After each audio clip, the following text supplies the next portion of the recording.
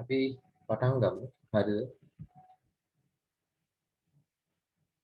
Signal හදිය කමන්නේ මේ මම කොහොමද අද බයිට් බෝඩ් එක මේක සෙට් කරගත්තේ නැහැ. ඒ නිසා මේ සාමාන්‍ය විදිහට කරගෙන යමු. මේ ස්ක්‍රීන් එක ෂෙයා කරලා සිග්නල් අඩු වුණොත් මම කොහොමද එයාලට මේවා ටික එවන්නම්. හරි.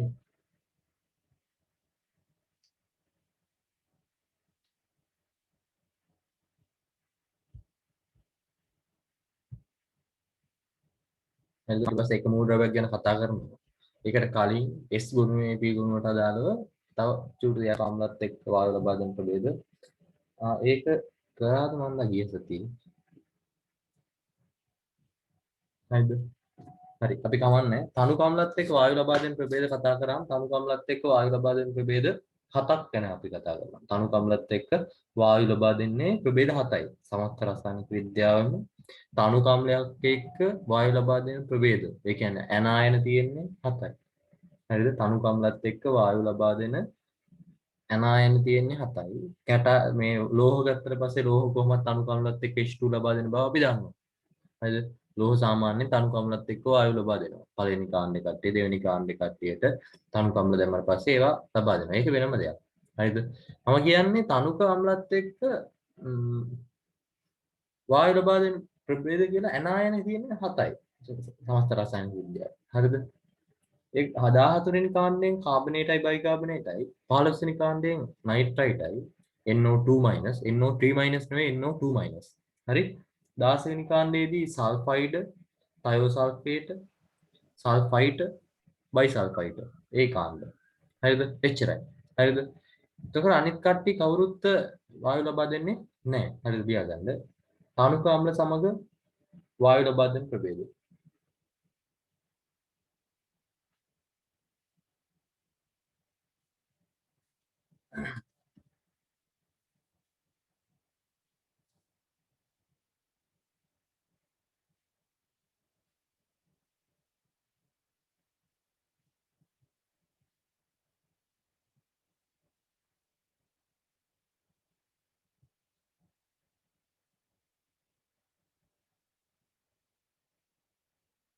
හරිද? තනුක අම්ල සමග වායු ලබා දෙන ප්‍රභේද. එක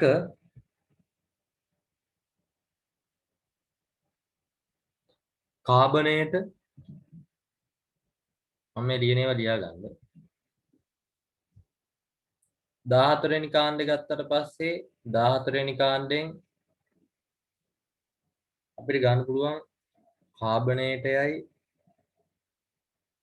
බයිකාබනේටයයි.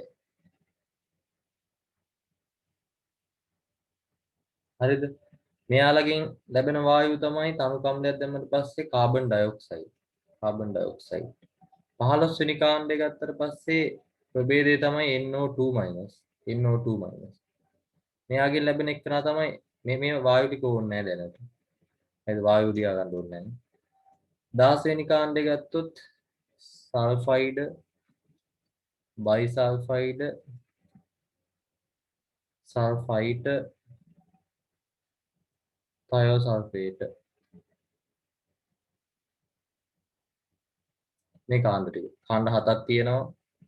1යි 2යි 3යි 4යි 5යි 6යි 7යි.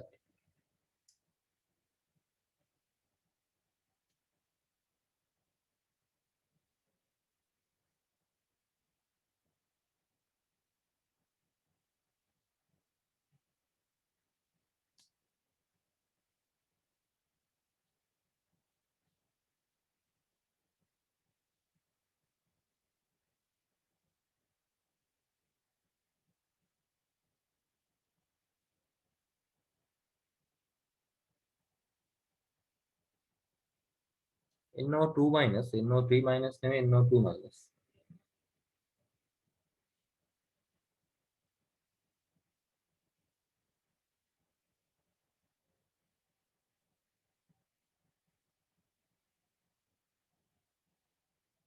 හරිනේ. ලොකු වෙලා දෙන්න බෑ ඉක්මන ලියා ගන්න ඕනේ. ඊට පස්සේ ලබා දෙන වායු ගත්තොත් මේ දෙන්නා ගන්න පුළුවන් අපට මේ දෙන්නගෙන් ලැබෙනවා කාබන් ඩයොක්සයිඩ්. ඒක නිසා මම වෙන වෙනම ගන්නවා. වෙන වෙනම ගන්නවා.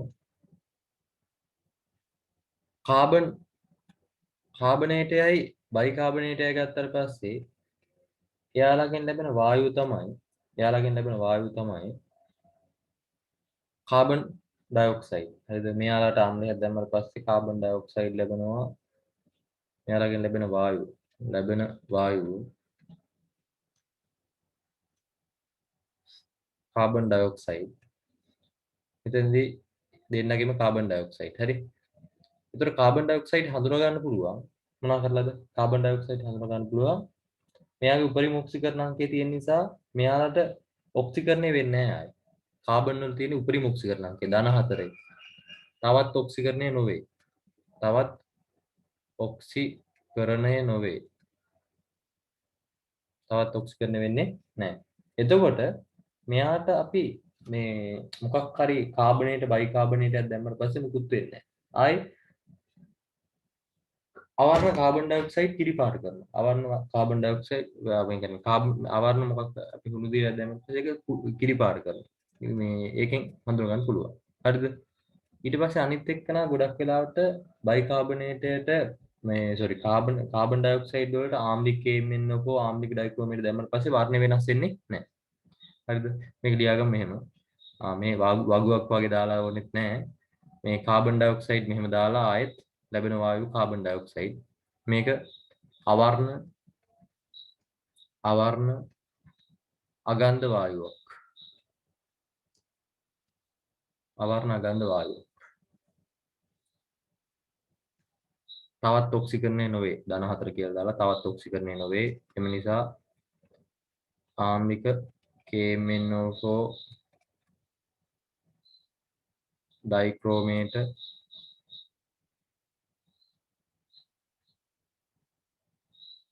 වල වර්ණ වෙනස් නොවේ.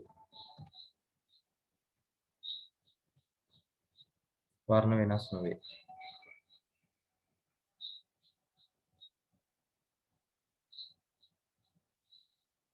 ඊට පස්සේ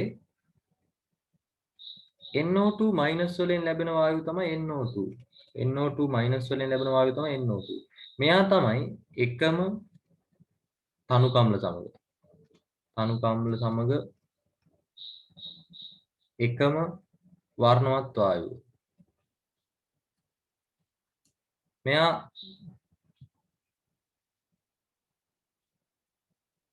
ගත්තට පස්සේ මෙයා රතු දුඹුරු වායුවක්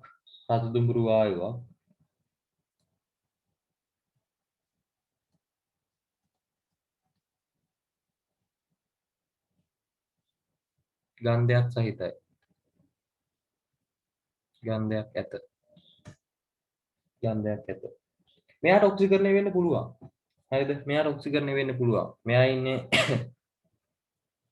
ධන 4 ධන 5ට ඔක්සිකරණය වෙන්න පුළුවන්. ඒ නිසා ආම්ලික KMnO4 වගේ කට්ටිය ධන 4 ඉඳන් ධන 5ට ඔක්සිකරණය විය හැක. එම නිසා ආම්ලික KMnO4 විවරණ කරයි.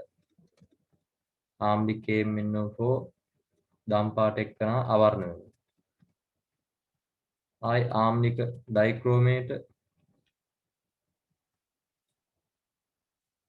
මෙයා තැඹිලි පාටේ ඉඳන්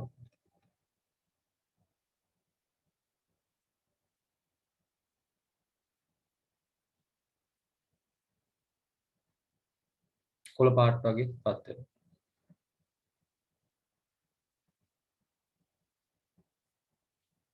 මේක වැදගත් තනු කම්ලත් එක්ක වර්ණවත් වායු ලබා දෙන එකම ප්‍රභේදය.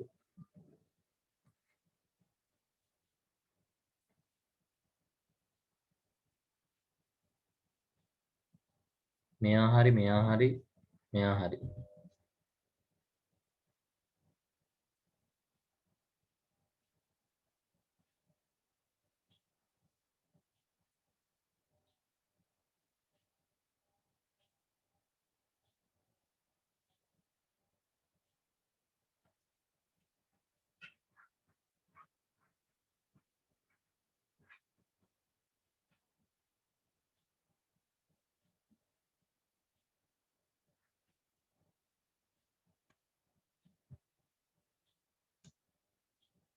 ඊට පස්සේ සල්ෆයිඩ් ගත්තම සල්ෆයිඩ් වලින් ලැබෙන වායුව තමයි H2S. H2S. මෙයත් අවර්ණ. අනිත් ඔක්කොම වායු අවර්ණයි. NO2 විතරයි වර්ණයක් තියෙන්නේ. අවර්ණ කුණු බිත්තර ගඳක් වගේ තියෙන ගන්ධයක් ඇත. කටුක ගඳක් ඇත. කටුක ගඳක් ඇත. හරිද? මෙයාවත් ඔක්සිකරණය වෙන්න පුළුවන්. මෙයාටත් ඔක්සිකරණය වෙන්න පුළුවන්. ඒක නිසා ඍණ දෙකේ සිට ගොඩක් වෙලාවට ධන දෙකට තමයි ඔක්සිකරණය වෙන්නේ. ඍණ දෙකේ සිට බිඳුවට ගොඩක් වෙලා. බිඳුව දක්වා බහුලව ඔක්සිකරණය වේ. එම නිසා ආම්ලික KMnO4 දැම්මට පස්සේ ආම්ලික KMnO4 දැම්මට පස්සේ මෙයාගේ විශේෂත්වය තමයි මෙයාගේ දම් පාට මොනවා වෙනවද? අවර්ණ වෙනවා. මැංගනස් ධන දෙක හැදලා අවර්ණ වෙනවා. මේකේ විශේෂත්වය තමයි මෙයා හඳුනා ගන්න පුළුවන්. මෙයත් එක්ක සල්ෆර් අවක්ෂේප වෙන නිසා බිඳුවට එනවා කියන්නේ සල්ෆයිඩය බිඳුවට එනවා කියන්නේ සල්ෆර් බවට අවක්ෂේප වෙනවා. මේ සල්ෆර් අවක්ෂේප වෙන නිසා ද්‍රාවණය බොර පාට වෙනවා. නැත්තම් මේක සාමාන්‍ය කහසුදු අවක්ෂේපයක්.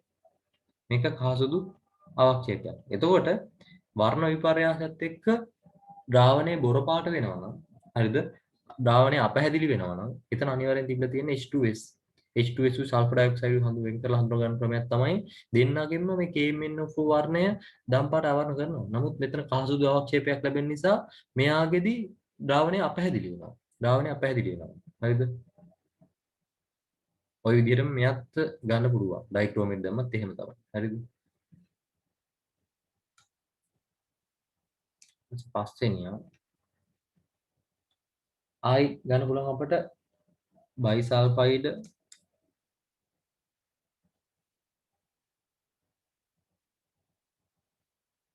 සල්ෆයිඩ් තයෝසල්ෆේට් මේ තුන් දෙනාගෙන්ම ලැබෙන්නේ මොකද්ද? Sulphur dioxide.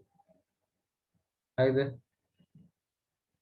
Sulphur dioxide. නමුත් මෙන්න මෙයාගේදී විතරක් සල්ෆර් ඩයොක්සයිඩ් එක්ක විශේෂයි මොකද්ද? සල්ෆර් අවක්ෂේප වෙනවා කහසුදු එක්ක. කහසුදු අවක්ෂේපයක් වෙනවා. එතකොට ඒක මේ දෙන්නගේ මෙයා හඳුනා ගන්න පුළුවන් මෙතනදී වායුවක් පිට වෙන ගමන් කහසුදු අවක්ෂේපයක් ලැබෙනවා නම් එයා තයෝසල්ෆයිඩ්. හරිද?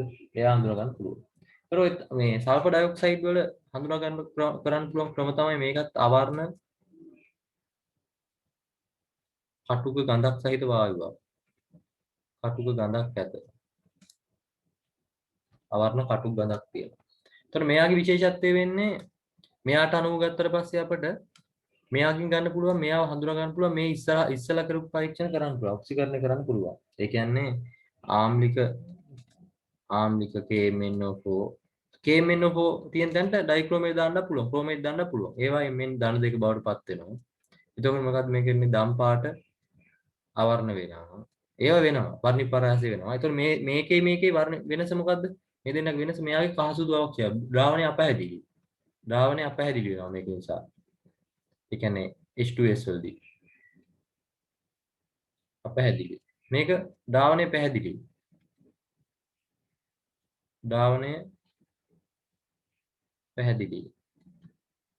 හරිද? ඊට පස්සේ මෙයාට කරන්න පුළුවන් තව මෙයා විරංජන කාරකයක් නිසා මෙයාලට පුළුවන් විරංජන කාරක නිසා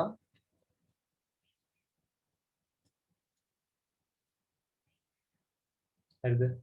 තෙත වර්ණවත් මල් පෙත්තක් විවරණ කරන්න පුළුවන්. තෙත වර්ණවත් මල් පෙති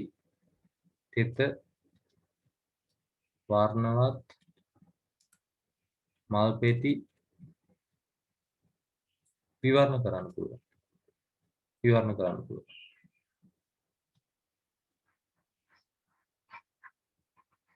තෙත වර්ණවත් මල් පෙති විවරණ කරන්න.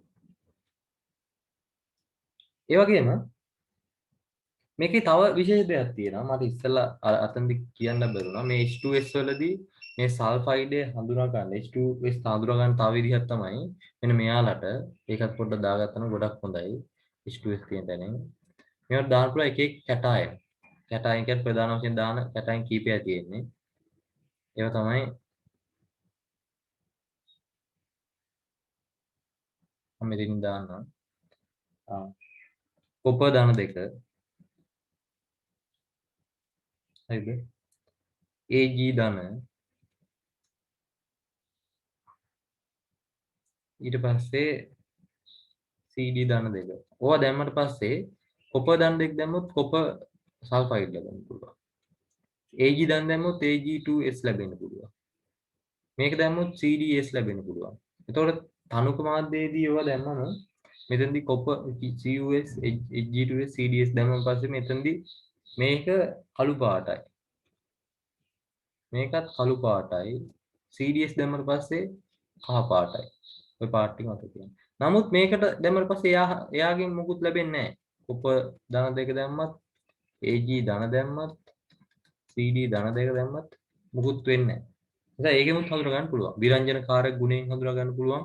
සල්ෆර් ඩයොක්සයිඩ් H2SO වෙන් කරලා හඳුනා ගන්න පුළුවන්.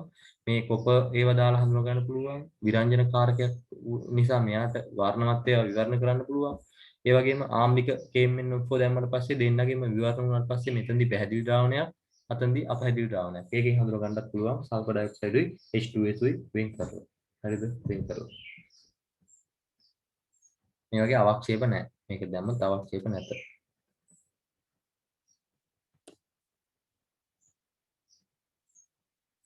හරිද? හැමෝම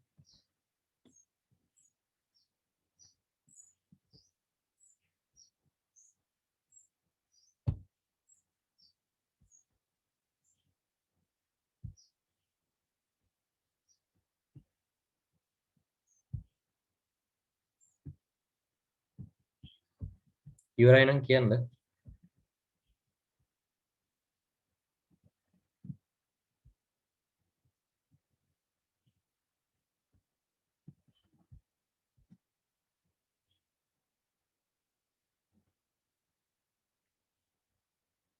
එතකොට අවර්ණ අගන්ධ එකම වායුව කාබන් ඩයොක්සයිඩ්. ඒ කියන්නේ මොකක් හරි තනු කම්ලයක් දැම්මම පස්සේ අවර්ණ අගන්ධ වායුවක් ලැබෙනවා කිව්වොත් අනිවාර්යෙන් ඒක කාබන් ඩයොක්සයිඩ් විය යුතුයි. මේ ටික ලියාගෙන ඉවරද? යට ටික මකන්නද? තිලෝක යට ටික ලියාගත්තද? ලියාගත්තා සර්.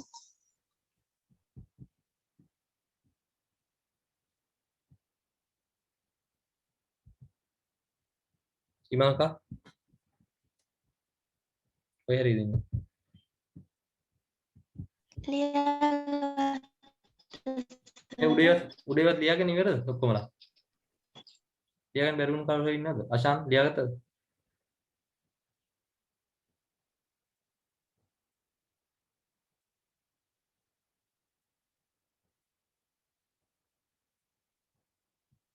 මකන්නද එහෙනම්? හරි. ඊට පස්සේ ඔන්න ඕව තමයි මේ වර්ණවත් වායු ලබා දෙන ප්‍රභේද. හරිද? ඊට අමතරව අපිට ගන්න පුළුවන් ලෝහද තරුණ දාලා ලියන්න. ලෝහද පළවෙනි ලෝහද වරහන්ත පළවෙනි කාණ්ඩය දෙවෙනි කාණ්ඩය ඩී ගුණ තනුකාම්ල සමග H2 පිට කරයි. තනුකාම්ල සමග H2 පිට කරයි.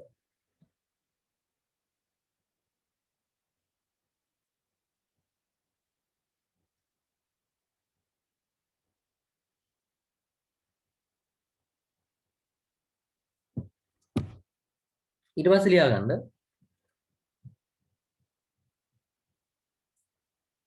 තනුකාම්ල සමග අවර්ණ අගන්ධ වායුවක් ලැබේ නම්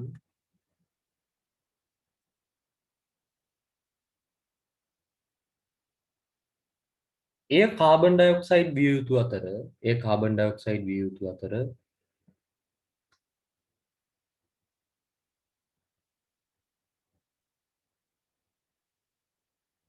එහි පැවතිය යුතු ඇනායන වන්නේ කාබනේටය හෝ බයිකාබනේටය.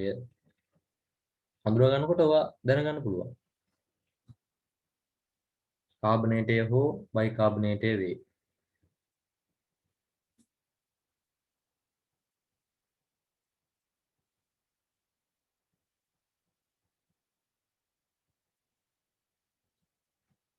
ඊළඟ වාක්‍ය තනුක අම්ල සමග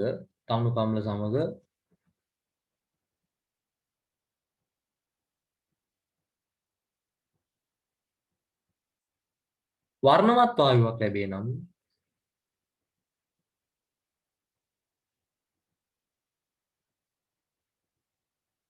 එය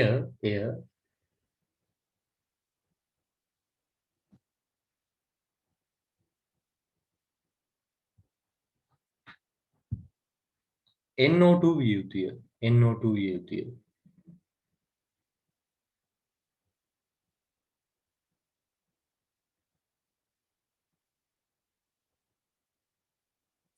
එනම් එහි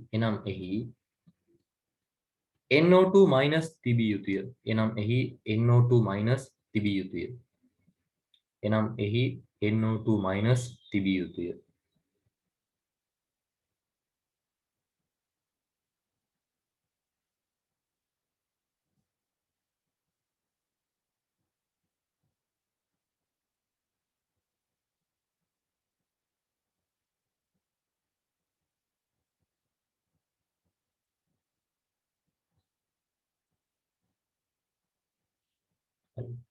ඊළඟ කියන්න තනුක අම්ලයක් සමග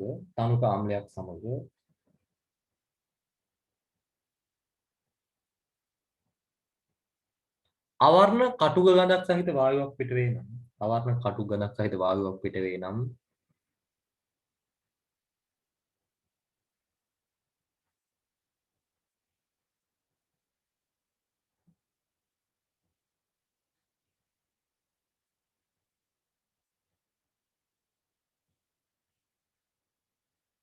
එම වායුව සල්ෆර් ඩයොක්සයිඩ් හෝ H2S විය යුතුය.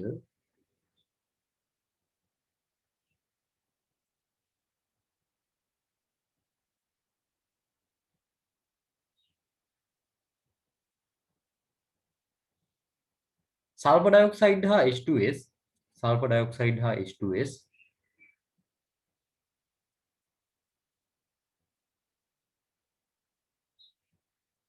ඉහත ආකාරයට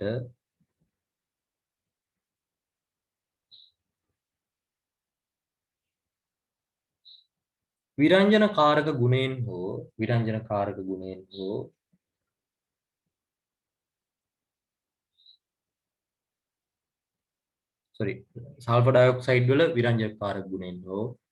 සල්ෆර් ඩයොක්සයිඩ් වල විරංජක කාරක ගුණයෙන් හෝ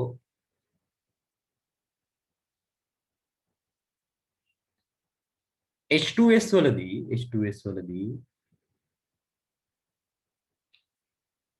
සල්ෆර් අවක්ෂේපය නිසා ද්‍රාවණය අපැහැදිලි වීමෙන්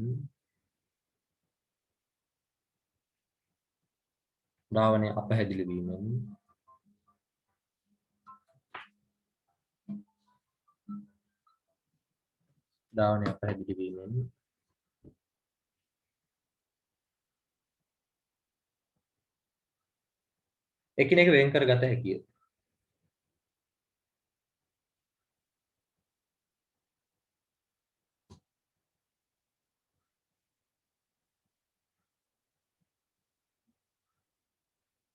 අවසන් පොයින්ට් එක තනුක අම්ල සමග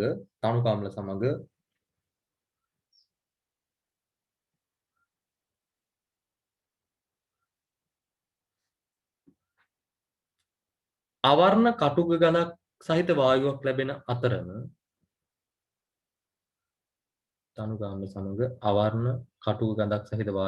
අතරම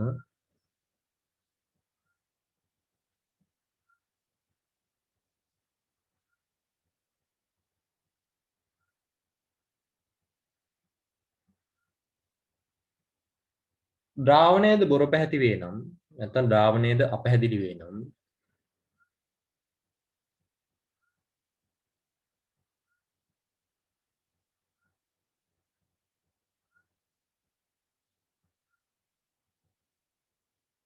එය SO2 හා සල්ෆර් අවක්ෂේපයේ විය යුතුය. එය SO2 හා සල්ෆර් අවක්ෂේපයේ විය යුතුය.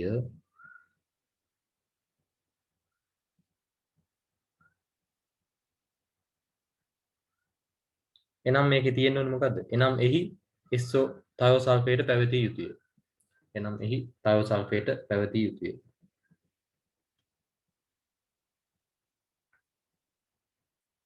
එනම් එහි තයෝසල්ෆේටය පැවතිය යුතුය. හරි. ඔය ටික ඇනායන හඳුනා ගන්න පුළුවන් උතනින් ලස්සන්ට තනු කම්ලත් එක දුන්නාට පස්සේ. තව චූටි වාක්‍යයක් දැනගන්න, ලියා ගන්න මාතෘකාවක්. ජලය සමග වායු ලබා දෙන ප්‍රභේද. ජලය සමග වායු ලබා දෙන ප්‍රභේද. ජලය සමග සෝරි. ඔතන ඒක ලියන්න කලින්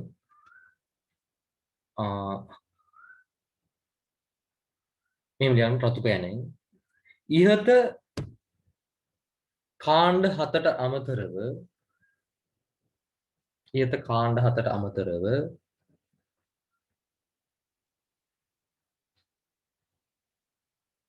පහත ඒවා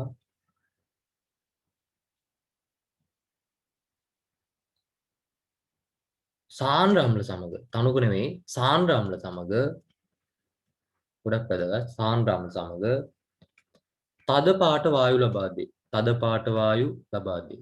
ඒතොර මෙයාලා සාන්ද්‍ර අම්ලත් එක්ක විතරයි. සාන්ද්‍ර අම්ල දැම්මම අර තනුක අම්ල වලදී ලැබෙන ඒවා ඔක්කොම හතම දෙනවා. ඊට අමතරව සාන්ද්‍ර අම්ල වලදී පමණක් තද පාට වායු ලබා දෙන. වායු නෙමෙයි තද පාට වායු ලබා දෙන ප්‍රභේද තුනක් තියෙනවා. එකක් NO3-. NO3-. එයාගෙත් ලැබෙනවා NO2. හරිද? අනිත් එක්කන I-. I- වලදී ලැබෙනවා I2. අනිත් එක්කන තමයි Br-. එයාගේ ලැබෙනවා Br2. හරිද? මේක රතු දුඹුරු, මේක දම්, මේකත් නිකන් දුඹුරු වගේ, රතු දුඹුරු වගේ. මේවා හරියට එකිනෙකාගෙන් නිකන් වෙන් කරගන්න බෑ. හරිද? මේවා CCl4 වලදී වුණා CCl4 ගොඩක් වෙලාවට මේවා CCl4 දාලා අඳුර ගන්නවා. CCl4 වලදී දම් ගෝලික, දම් පාට. හරිද? Ki තුලදී රතු දුඹුරු වෙනවා. Ki දැම්මම පස්සේ මේකට Ki තුලදී රතු දුඹුරු වෙනවා. Ki වලදී රතු දුඹුරු. ඔයගේ වාක්‍ය වලින් අඳුර ගන්න පුළුවන්. Br2 ගත්තට පස්සේ මෙයාදී CCl4 වලදී රතු දුඹුරු.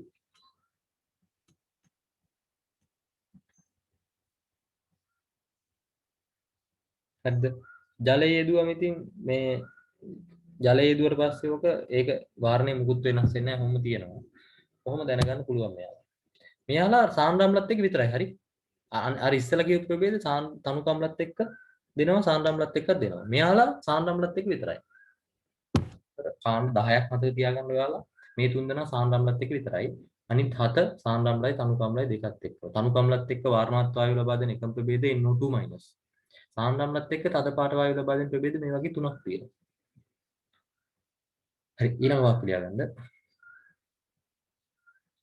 ජලය සමග වායු ලබා දෙන ප්‍රභේදය. ජලය සමග වායු ලබා දෙන ප්‍රභේදය.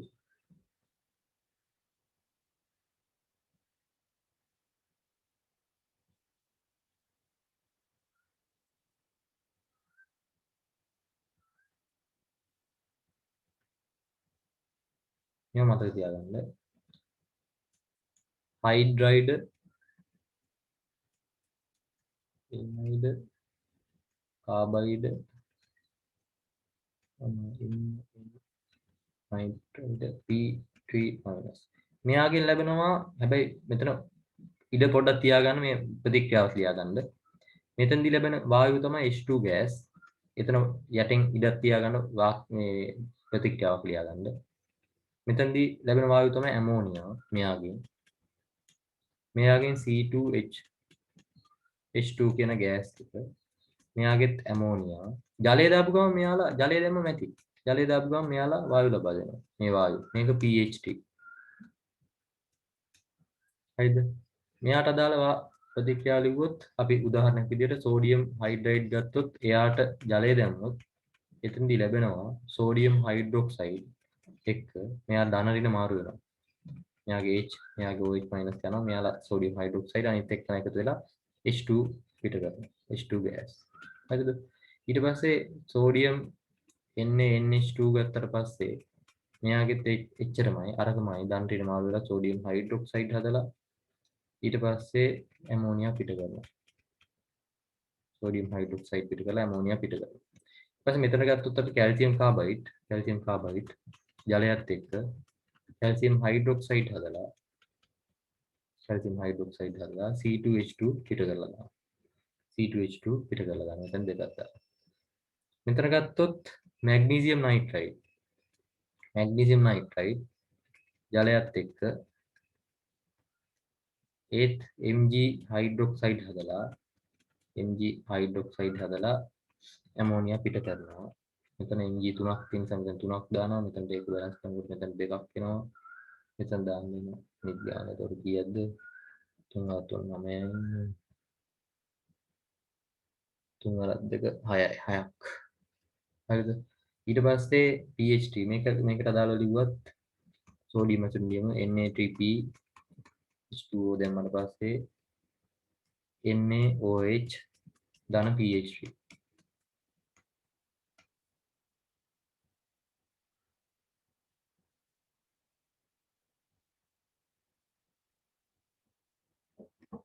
හරිද?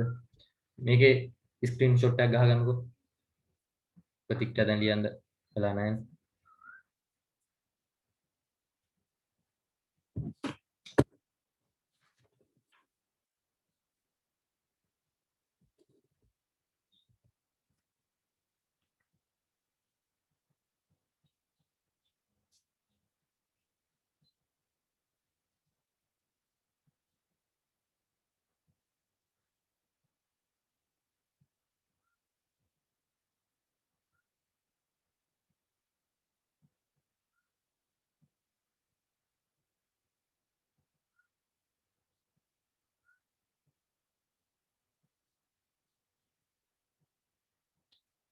හරි.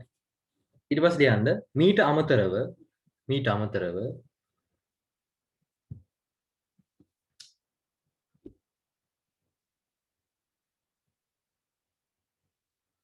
හයිඩ්‍රජන් හැර පළවෙනි කාණ්ඩයේ ලෝහද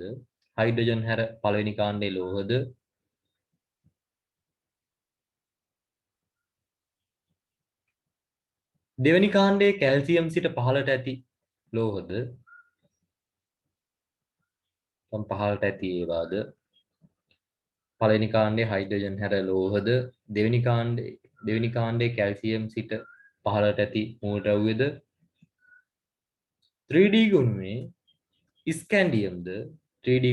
ස්කැන්ඩියම්ද සිසිල් ජලය සමග ප්‍රතික්‍රියා කර H2 පිට කරයි. සිසිල් ජලය සමග ප්‍රතික්‍රියා කර H2 පිට කරයි.